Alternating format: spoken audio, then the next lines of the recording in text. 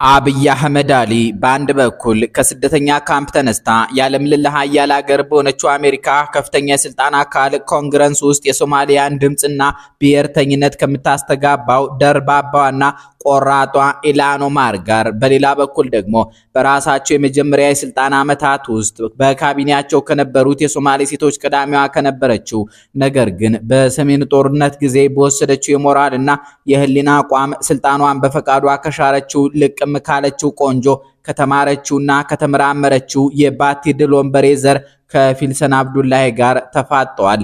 ይህ ዝግጅት በእነዚህ ሁለት የሶማሌ ማህበረሰብ ፍሬዎች በኢልሃን ኦማር የውጭ ዲፕሎማሲያዊ ዘመቻና በፊልሰን አብዱላሂ አሁናዊ ስልታዊ ዝምታ መካከል ሊኖር የሚችለውን ድብቅ የፖለቲካና የስነ ልቦና ትስስር ይፈትሻል።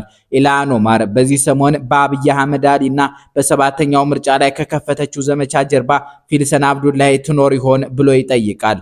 ለአፍታ አብራችሁን ዝለቁም። የሶማሌ ሴቶች በማህበረሰባቸው ውስጥ ያላቸው ሚና ከተራይ ቤት እመቤትነት የዘለለና በወንዶች ላይ ጭምር የበላይነትን የመቀዳጀት ታሪካዊ መሰረት ያለው ነው። የቀድሞ የኢትዮጵያ መሪ ኮሎኔል መንግስቱ ኃይለማርያም ጋዜጠኛና ደራሲ ይታገሱ ጌትነት ገበየው በጻፈው የስደተኛው መሪ ትረካዎች በተሰኘው መጽሐፉ ላይ ስለ ሶማሌ ሴቶች ተፈጥሯዊ ኃይለኝነትና ወሳኝነት የመሰከሩት ሐሳብ የዚህን እውነት ጥልቀት ያሳያል።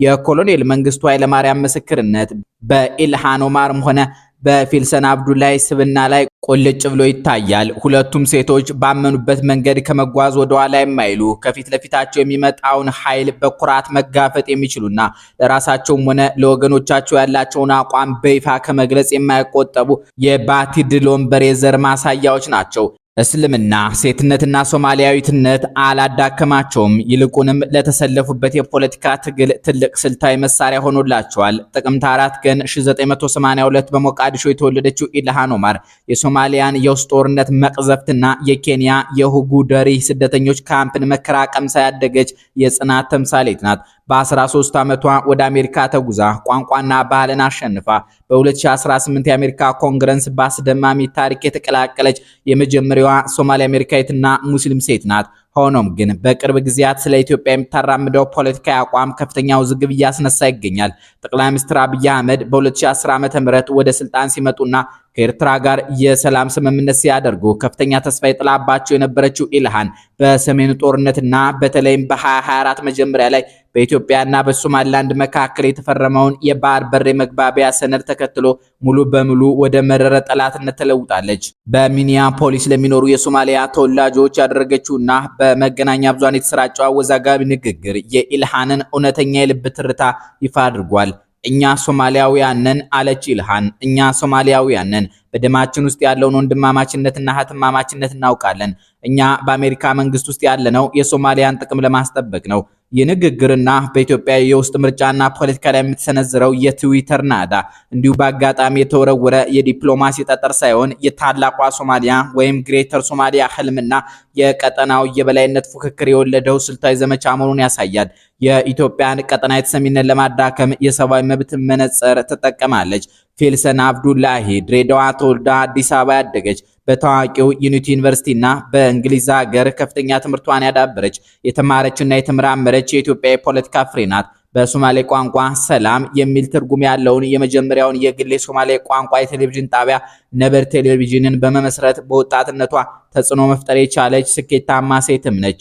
በጠቅላይ ሚኒስትር አብይ አህመድ ካቢኔ ውስጥ የሴቶች ህጻናትና ወጣቶች ሚኒስትር ሆና ስትሾም በለጋ ዕድሜዋ ትልቅ ኃላፊነት የተሸከመችና በአቫንስ ሚዲያ አፍሪካ በ2021 ከ100 ተጽዕኖ ፈጣሪ የአፍሪካ ወጣቶችና ከ48 ምርጥ የአፍሪካ ሴቶች መካከል እንደ ሙሐመድ ሳላና ሰይዱ ማኔ ካሉ የእግር ኳስ ኮከቦች ጎን የተሰለፈች የአገር ኩራት ነበረች። ሆኖም ግን ፊልሰን የስልጣን ማማው የህሊናዋን ድምጽ እንዲያፍነው አልፈቀደችም። በትግራይ ጦርነት ወቅት በሴት ልጆች ላይ የደረሰውን በደልና የሰብአዊ መብት ጥሰት አስመልክቶ የነበራትን ሚኒስትራዊ ሪፖርት ተከትሎ ከኬሪያ ኢብራሂም ቀጥላ ስልጣኗን በፈቃዷ በደብዳቤ የሻረች የመጀመሪያዋ የአብይ አህመድ ሚኒስትር ሆነች። ይህ ደፋር እርምጃዋ በወቅቱ በነበረው የጦርነት ስሜት ውስጥ በነበሩ ወገኖች ዘንድ ከፍተኛ ስድብና ዘለፋ አስከትሎባታል። ብዙዎች ፊልሰን አብዱላሂ ትንሿ ጁንታ አወቅሽ ሲሏት የቄሱን መጽሐፍ ያጠበች አገሯን ለዝናና ገንዘብ ስትል የሸጠች ሚጤጤ ጁንታ እያሉ ስሟን አጠልሽተውታል። ነገር ግን እሷ ከዚያ ባለፈ ሰፊ ብሔራዊ ራዕይ እንደነበራት ለማሳየት በቅርቡ በውጭ ሀገር የሚገኙ እንደ ልደቱ አያሌው፣ በቀለ ገርባ፣ ጀዋር ሲራጅ መሐመድና ሕዝቅኤል ገቢሳ ያሉ ተቃዋሚ ፖለቲከኞችን ከጠቅላይ ሚኒስትር አብይ አህመድ ጋር ወደ ውይይት ጠረጴዛ ለማምጣት የዲፕሎማሲ ጥረት ብታደርግም የተሳካላት ግን አይመስልም። እንዲሁ ስንመለከተው በዋሽንግተን ዲሲ የምትገኘው የአሜሪካ ኮንግረስ አባልና በአዲስ አበባ ወይም ድሬዳዋ የምትንቀሳቀሰው የቀድሞ የኢትዮጵያ ሚኒስትር ምንም አይነት ቀጥተኛ መዋቅራዊ ግንኙነት የላቸውም ሊባል ይችላል።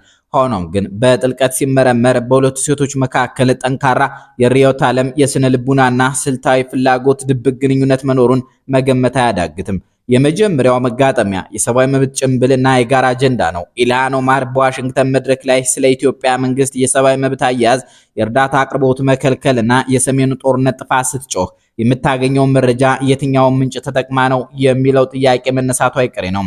ፊልሰን አብዱላሂ በህሊና ጉዳይ የአብይን ካቢኔ ስትለቅ ያቀረበችው ምክንያት በትግራይ ጦርነት ጊዜ በሴቶች ላይ የደረሰው በደል ነው። የፊልሰን በይፋ ስልጣን መልቀቅና የመንግስትን የጦርነት ገጽታ ማጋለጥ ለኢልሃን ኦማርና መሰል የውጭ ኃይሎች በኢትዮጵያ ላይ ማዕቀብና ዲፕሎማሲያዊ ጫና ለመጣል ትልቅ የውስጥ ምስክርነት ሆኖ አገልግሏል።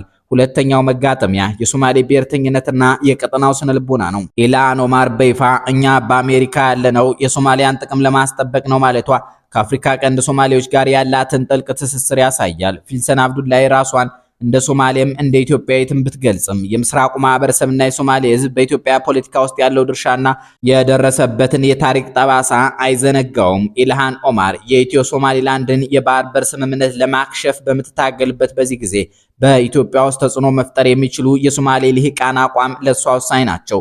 ፊልሰን በነበር ቴሌቪዥን በኩል የምታስተላልፈው የሰላምና የውይይት መልእክት በተዘዋዋሪ የመንግስትን የኃይል ፖለቲካና ቀጠናዊ ተስፋፊነት የሚያዳክም በመሆኑ ከኢልሃን ስልታዊ ፍላጎት ጋር የተገጣጠመ ነው። ፊልሰን አብዱላሂ በውጭ ሀገር ካሉ እንደ ጀዋር ሲራጅ መሐመድና ልደቱ አያሌው ካሉ የፖለቲካ ከባድ ሚዛኖች ጋር በመሆን አዲስ የፖለቲካ አማራጭ ለመፍጠርና ውይይት ለማምጣት ከሞከረች በኋላ አሁን ላይ ወደ መረረ ዝምታ ተሸጋግራለች። ይህ ዝምታ በኢትዮጵያና በአፍሪካ ቀንድ ወቅታዊ ፖለቲካ አንጻር ሶስት ዋና ዋና አንደምታዎች ሊኖሩት ይችላሉ። አንደኛው አንደምታ የፖለቲካ ስልት የሽግግር ሂደት ሊሆን ይችላል። ፊልሰን ያካሄደችው የሽምግልናና የፖለቲከኞች ስብሰባ ሙከራ አለመሳካቱን ስትረዳ አሁን ያለውን የአገሪቱን የፖለቲካ ምህዳር መገምገሚያ ጊዜ ወስዳ ሊሆን ይችላል።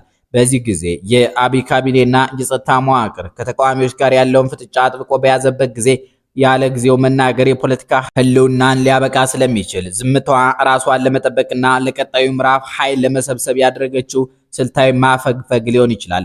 ሁለተኛው አንድምታ ከኢልሃን ኦማር የዲፕሎማሲ ዘመቻ ራሷን ማራቅ ነው። በአሁኑ ጊዜ የኢትዮጵያና የሶማሊያ ግንኙነት በባህር በር ምክንያት ወደ ለየለት ፍጥጫ ውስጥ ገብቷል።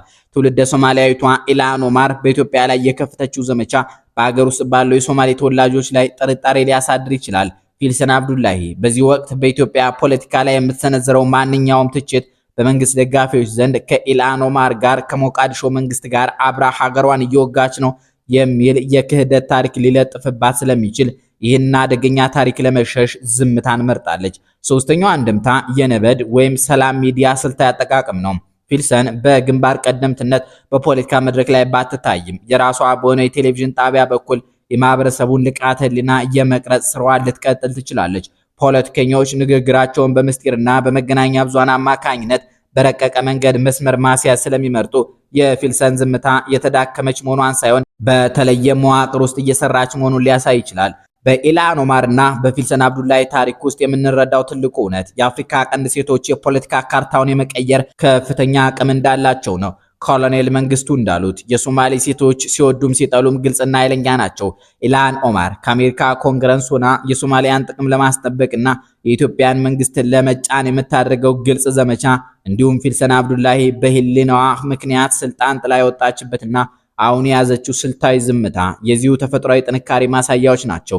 የኢትዮጵያ መንግስት የኢልሃን ኦማርን ዘመቻ እንደ ውጭ ዲፕሎማሲያዊ ጫና በመቁጠር በሉዓላዊነት መርህ ለመመከት እየጣረ ባለበት በዚህ ጊዜ የፊልሰን አብዱላሂ አይነት የሀገር ውስጥ የሶማሌ ልሂቃን ዝምታ ወይም እንቅስቃሴ በቀጠናው ሰላምና መረጋጋት ላይ የራሱ የሆነ ትልቅ ፋይዳ ይኖረዋል። በመጨረሻም እነዚህ ሁለት ሴቶች በግልጽም ሆነ በድብቅ በቃላትም ሆነ በዝምታ የአፍሪካ ቀንድን የወደፊት ዕጣ ፈንታ በመቅረጽ ረገድ የየራሳቸውን ታሪክ መጻፋቸውን ይቀጥላሉ።